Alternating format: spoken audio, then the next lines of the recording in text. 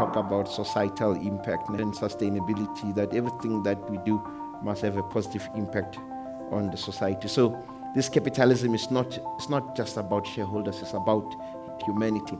Today, ladies and gentlemen, he joins us to share his thinking on where we are heading and how we can shape the journey. Professor Schwab, welcome to the great University of Johannesburg.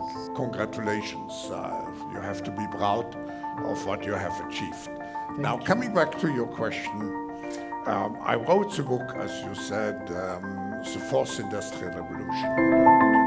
It coined a kind of new thinking about the new technologies. And it was a success, the book. I published it in 2016. And it was a success. And of course, with artificial intelligence, the publishers came back to me and said, why don't you write a new edition? Again, many changes, social media and so on. But it was in addition to the industrial age. And now it's not just artificial intelligence. It's a transition to a completely new age, which I call the intelligent age.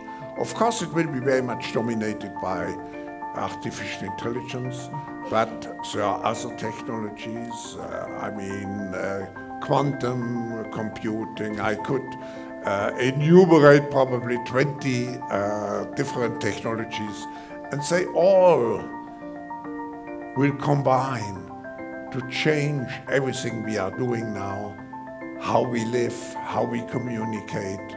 So our economies, our societies and so on. It's fascinating. But the issue is, when we look back at the first transformation from the agricultural to the industrial age, we had about 3 generations to digest the change and to master the change.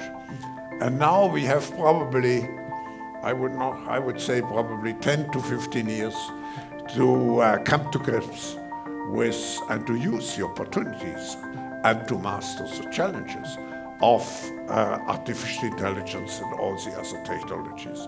So I coined, everybody is speaking about artificial intelligence, but it's much more. Yeah. It's a new intelligent age. They have to become coaches. If it's more the human dimension, you do not learn leadership and let's say human capabilities out of the book. You learn them through human interaction.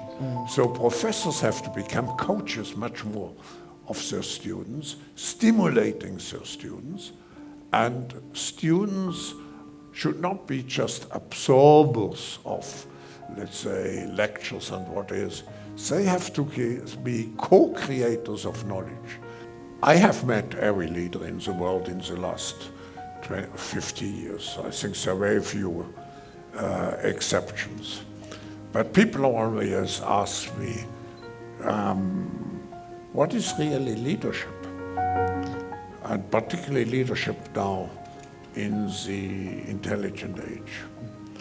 And I say, of course, I have read, as a professor, I had to read many books about leadership, but it's very simple.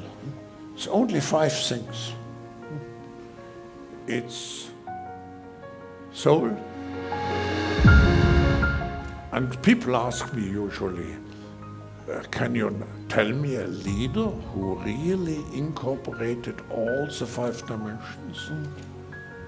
And I say, practically the only leader who comes to my mind.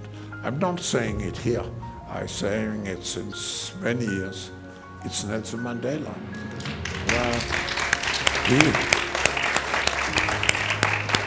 Why was he so outstanding? He had a mission, he had the soul, he had the brain, he had the heart, he had the muscles, and of course, when you experience what he experienced, you have the resilience. Wow. So it's for me a great moment also to show my respect and my, let's say, to this great man of this country. It was a great pleasure and honor, and I wish the University of Johannesburg all the best, and I'm sure it will be a great future. Thank you.